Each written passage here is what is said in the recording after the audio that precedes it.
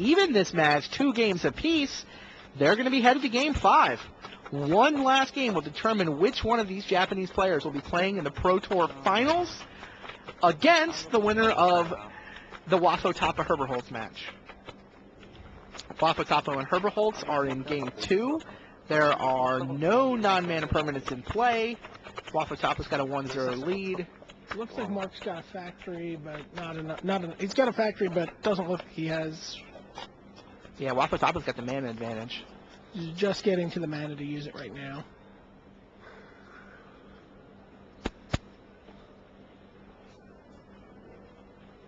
Haunting him.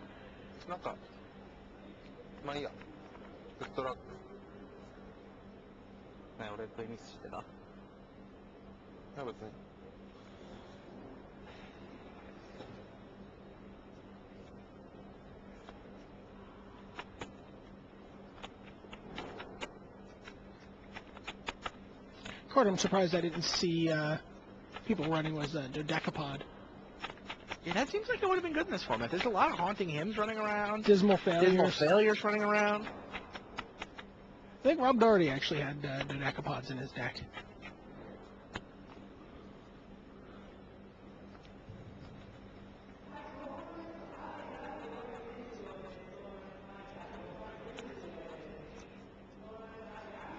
So I'm just watching the match on the back table, and it's nothing going on. Nothing. It's just land and putting counters on our land, and there was a haunting hymn, which looks like it resolved, but Triskelevis is back now. He got the Academy Ruins again. He's got the Academy Ruins, yeah.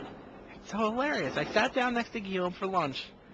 It was the only thing he would have changed. He said that he didn't like his anti-control package. He really wished that he should have had another factory, is what he said he would replace the Academy Ruins with. He should have had a second factory. And he also said that he really thought the best sideboard plan he's seen for the sort of blue-black mirror matchup is Plague Slivers and Phyrexian Totems. Right. So he kind of wanted to reconfigure his main deck and sneak in a couple Phyrexian Totems as mana cards, and then bring in Plague Slivers, and suddenly he's got, 7 5-power pounders out of the, sideboarded against control, something like that. Now suddenly they've got to keep their creature cards in, and it just would put the, he thought that was the best package he'd seen, anti-control. Right. Well, without having that, he had to run with the plan that got him there, and 1 Academy Ruins, 1 Triskelevis. Mark just had to cancel the Triskelevis. Yeah. And, it'll be back for another round. The extra pages are gone, so Mark doesn't really have an answer.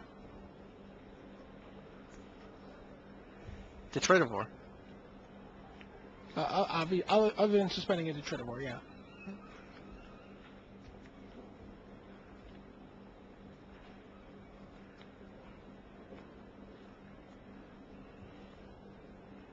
Who do you like in this last game between Saito and Minamura? I really like the way Saito's played.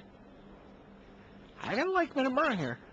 I've been impressed by the way Minamura's played. He gets to go first in the last game.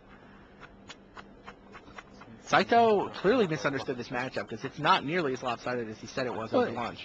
It's less lopsided than the other matchups that the blue-black matchups that he could potentially face. He doesn't have to. He has to deal 20. And yeah, but if Minamura stumbles at all, his deck is capable of doing that very easily. Yeah, Minamura plays like a 1-3. Suddenly the world ends, right? I mean, face-up Willbender has looked good.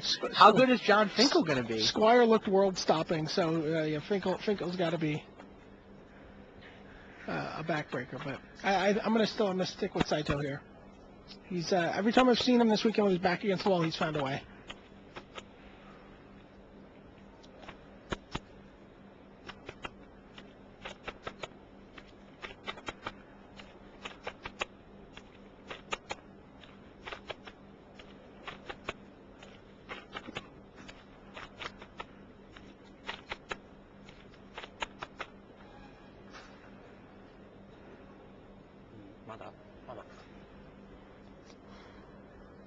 Lots of players here are just building up their hands with mystical teachings and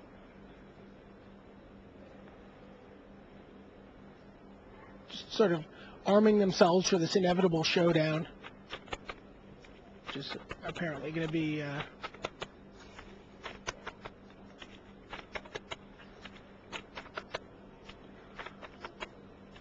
guess no, it won't be over to Trinidor, and Mark doesn't really care if it resolves or not.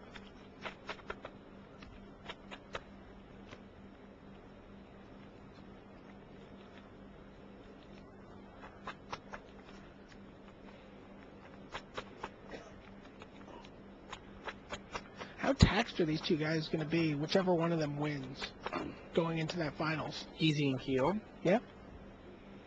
Okay. How draining is this matchup on you mentally? They both seem like pretty easygoing guys, though. I mean, there's some people that, you know, are clearly exhausted after a couple hours of thinking about that. And there's other guys who are just like, play Magic. Playing Magic's fun.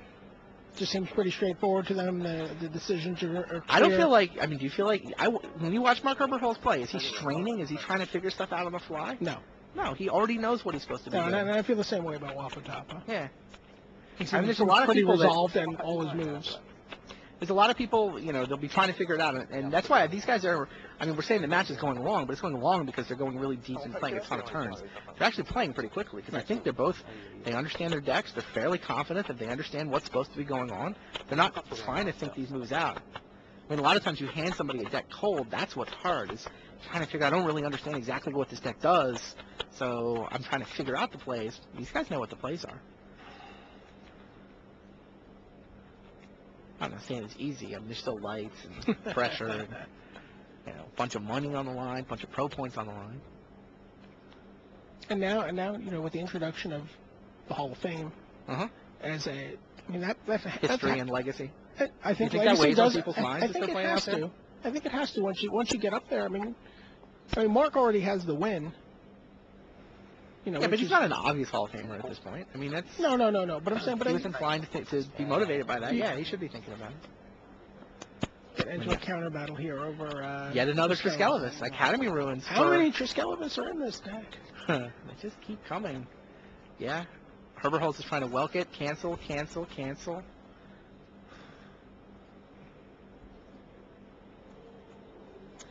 And Triskelivus resolves. No Welk for Mark Herberholz. Instead, it's Triskelivus for Guillaume Wafutapa. Quickly makes two tokens. Quickly moves a couple tokens off. Easy untaps in a hurry.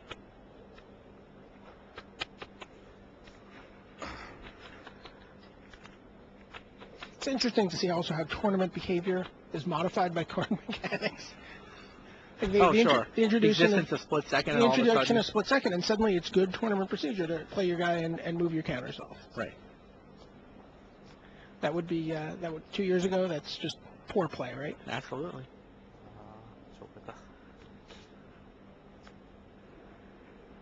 Does not look like a happy Tamaharu Saito. He's got 4 mountains and 3 spells. 4 mountains, not what he wanted to see. Speaking of split second, sudden death took out the 2/2 Triskelivus, leaving 2 tokens behind. Saito keeps.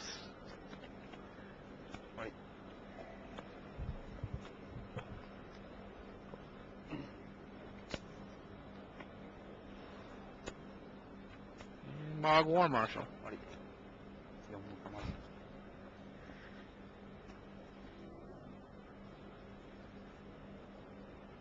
There's Minamura's hand.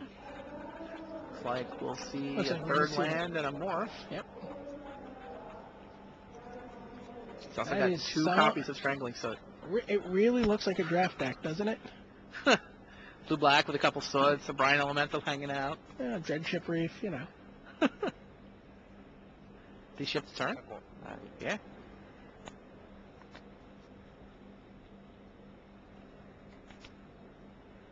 Saito comes in, and the token gets Strangling Soot.